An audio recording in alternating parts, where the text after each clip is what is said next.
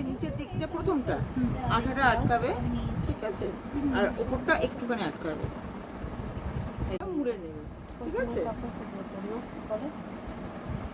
ধারটা দেখো, প্রত্যেকে দেখো কাপড়ের ধারটা একটুখানি মুড়ে নেবে, মুড়ে নিয়ে যে যার যে হাতে সুবিধা, আমার যেমন ডান হাতে ধরে সুবিধা ডান হাতে। আমি যখন প্রথমটাই আটকাবো, প্রথম আটকানোটাতেই এরম তেরচা করে আটকাবো, এরম আমরা কিন্তু স্ট্রেট করে আটকাবো না, প্রথম আটকানোটাতেই এরম তেরচা করে যাবো।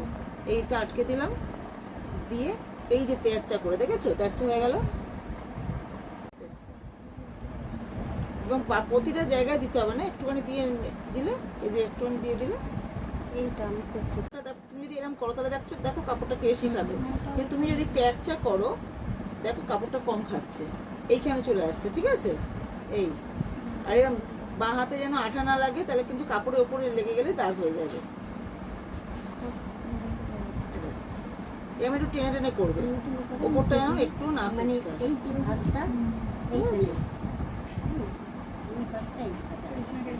দেখেছো।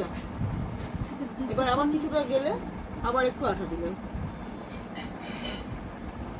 নিচের দিকে, এরকম টানবে, এরকম একটু করে হাতটাও এগোবে কিন্তু, দেখো এই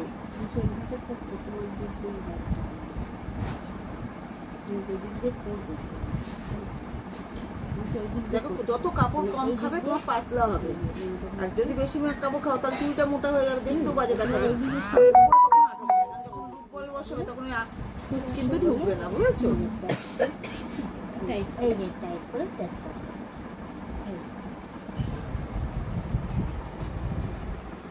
তুমি যে দিক দিয়ে মানে নিয়ে কোনো সুবিধা সেই দিক দিয়ে ভাঁজটা করবে, নেমে বসো অন্য কাপড় ভালো করে দেখো, সবাই দেখছো তো, সেকেন্ডটা তোমরা করবে। এবার যখন শেষের দিকে আসবে, শেষের দিকে এলে আবার আঠাটা লাগাবে নিচে, তাই তো? হ্যাঁ, সবসময় কাপড়ের নিচে, সবসময় নিচের দিকে দেবে। এই দেখো, তখন নিচে লাগবে। আচ্ছা, এবার যখন শেষ হয়ে যাবে, দেখো খেয়াল করো, শেষ হয়ে যাবে যখন, এই যে ধারের কাপড়টা এটাকে একটুখানি মুড়ে নেবে, নাহলে ধারটা তো তোমার খোলা থেকে যাবে, বুঝতে পেরেছো। এই যে এই দেখো কাপড়টা দেখো আমি মুড়ে নিয়েছি, এদিকটাও মুড়ে নিয়েছি, ঠিক আছে। এবার এখানে একটু আটা দিয়ে দাও কাপড়টার উপরে,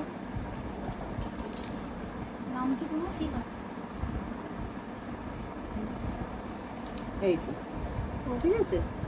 এবার যখন শেষ করবে কাঁচিটা দাও,